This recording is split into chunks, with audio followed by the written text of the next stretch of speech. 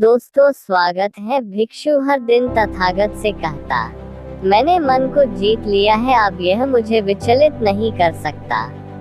तो एक दिन गौतम बुद्ध ने कहा, ठीक है, तुम दक्षिण दिशा में भिक्षा मांगने जाओ, यही तुम्हारी आखिरी चुनौती है।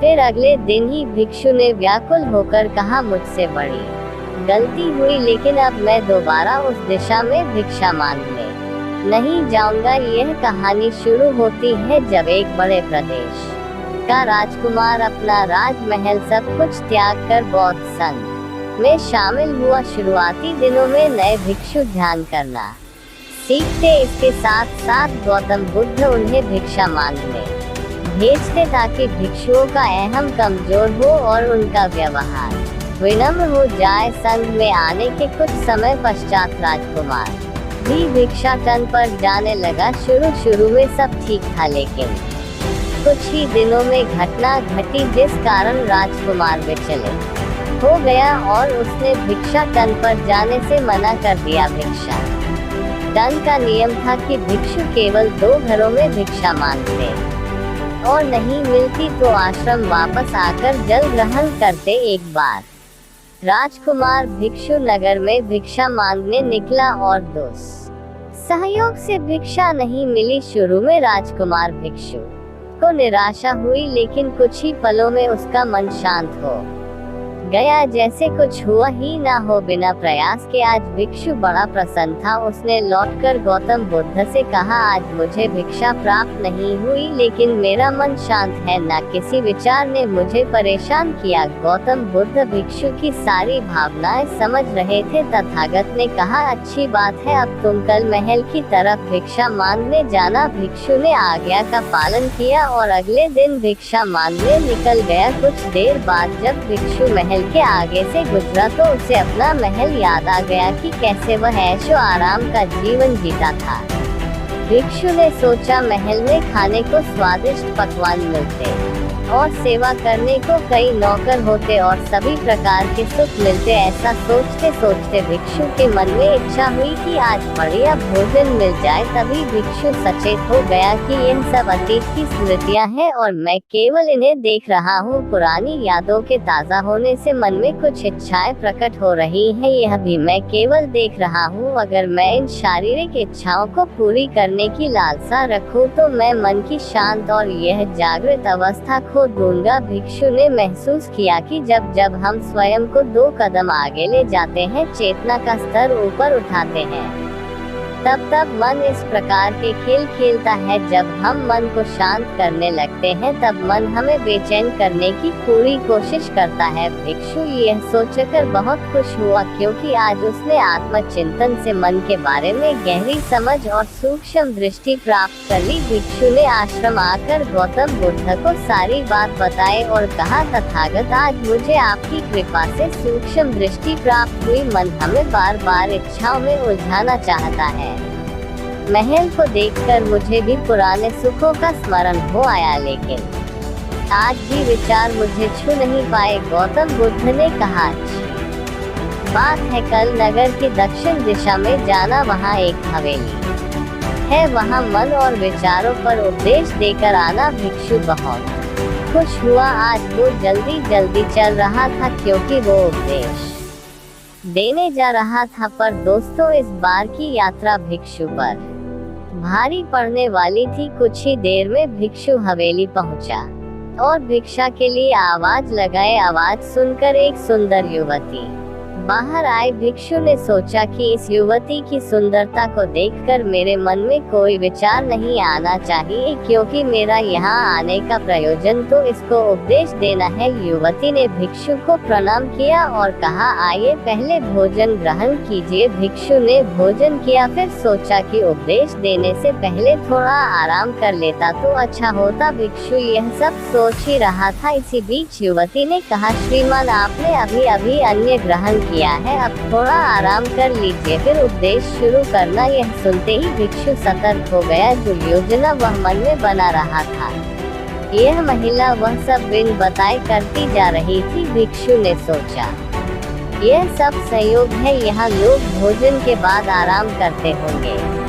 फिर भिक्षु आराम करने लेट गया और विचार करने लगा कि महिला कितनी समझदार है और इसकी सुंदरता बेजोड़ है। अगर मैं राजकुमार होता तो ऐसी ही स्त्री के साथ विवाह करता। भिक्षु के मन में ऐसे ही कुछ विचार चल रहे थे। इतने में युवती फिर से आए और बोली, अगर आप राजकुमार होते तो मुझे उपदेश कैसे रहते? भिक्षु जी, आप तो मुझे उपदेश देने आए थे ना? युवती का इतना कहते ही भिक्षु को स्पष्ट हो गया कि युवती तो मन पढ़ सकती है। भिक्षु घबरा गया और हाथ जोड़कर पूछा, क्या आप मेरा मन पढ़ सकती है? युवती ने कहा, क्षमा कीजिए, ध्यान करते करते मेरा मन शांत हो गया है, इसलिए बड़ी आसानी से मुझे दूसरों के विचार अपने आप महसूस हो जाते हैं, उनकी भावनाएं समझ आ जाती हैं। जब भिक्षु ने सुना तो उसके पैरों तले जमीन सरक गई। फिर बिना कुछ बोले भिक्षु तत्काल आश्रम की ओर चल पड़ा। रास्ते में चलते हुए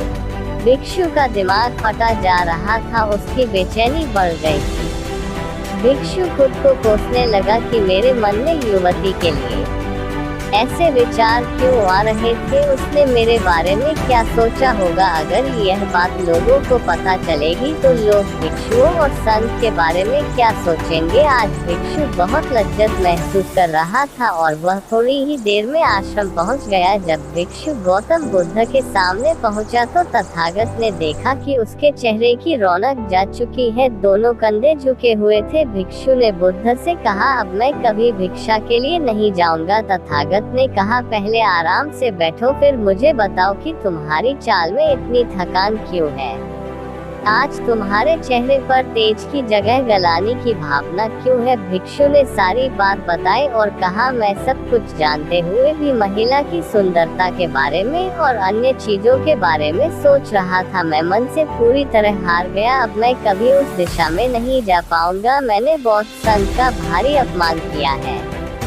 गौतम बुद्ध ने कहा, सबसे पहली बात, परेशानी को बड़ा चढ़ाकर मत सोचो। अगर कुछ बुरा हो जाए तो एकदम से यह मत सोचो कि सब खत्म हो गया। बिना सोचे निष्कर्ष पर मत जाओ। दूसरी बात, ध्यान दो कि कहीं तुम नकारात्मक विचारों के साथ अतिशयोक्ति करने वाले शब्दों का प्रयोग तो नहीं कर रहे, जैसे मैं हमेशा हारता हूँ, जीवन में कुछ नहीं बचा, मैं मन से पूरी तरह हार गया, मेरे साथ कोई नहीं है।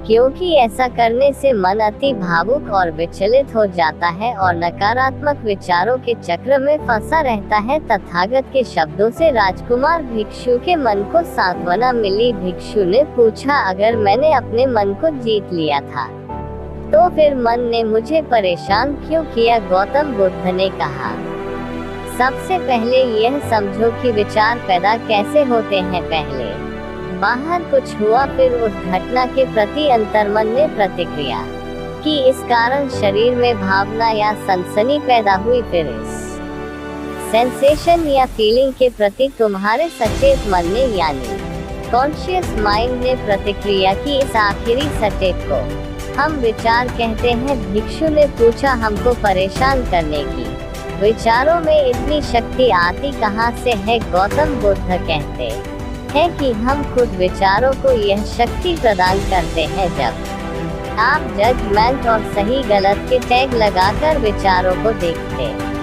हो तो उनके प्रति रिएक्ट करने लगते हो एक विचार के साथ। अन्य विचार भी सोचने लगते हो। जब तक आप खुद को जज करोगे तब तक मन आपको नीचा दिखाकर हावी होता रहेगा। भिक्षु ने पूछा, फिर मन शांत कैसे होगा? गौतम बुद्ध ने कहा, अगर विचार है तो शरीर में भावना भी महसूस हो रही है, क्योंकि हर विचार भावना के साथ प्रकट होता है। अगर आप अश्लील विचार महसूस कर रहे हो तो इसका मतलब है कि शरीर में एक भावना यानी सेंसेशंस भी महसूस हो रहे हैं और फिर आप उसके बारे में सोच रहे हो या रिएक्ट कर रहे हो और इसी बात में मन को शांत करने का तरीका छपा है। हर विचार को देखना कठिन है क्योंकि विचारों का वेग तेज है, लेकिन शरीर में महसूस हो रही भावना यानी सेंसेशंस को देखना आसान है क्योंकि यह देर तक बनी रहती है। अगर इन्हें बिना जजमेंट के सही गलत का मतलब लगाए सिर्फ देखा जाए तो यह गायब भी हो जाती है, तब मन के पीछे जो शांति है वो प्रकट होती है और उस शांति में एहसास होता है कि मन हमारा कुछ नहीं बिगाड़ सकता। हमारा अंतर्मन कैसे ठीक होता है? नॉन जजमेंट से। अगर हम किसी भी इंसान या घटना या फिर अपने मन को बिना जजमेंट के देखते हैं तो मन के साथ साथ अंतर्मन अपने आप स्वस्थ और शांत होने लगता है। अगर तुमने मात्र यह देखा होता कि इस औरत के प्रति विचार केवल मेरे अंतर्मन के रिएक्शन के कारण है और यह मैं केवल देख रहा हूँ, मन में बहुत कुछ चल रहा है लेकिन मैं सांस के प्रति सचेत हूँ, मैं शरीर में होने वाली प्रतिक्रिया को देख रहा हूँ, तब भी तुम सचेत होकर दृष्टा भाव में लौट आते। मन के पीछे जो शांति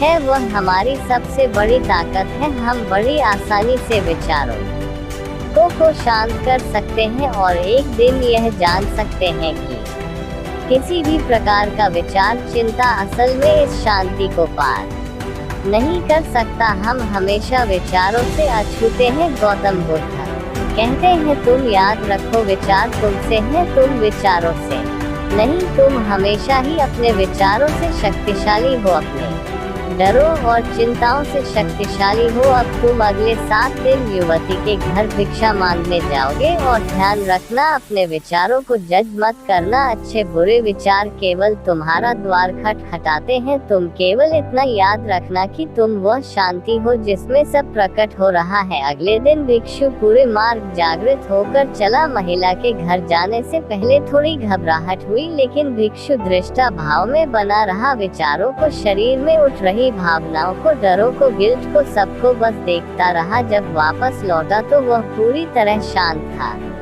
आज उसमें मैंने मन को जीत लिया है, यह अहंकार भी नहीं था। आज उसने सही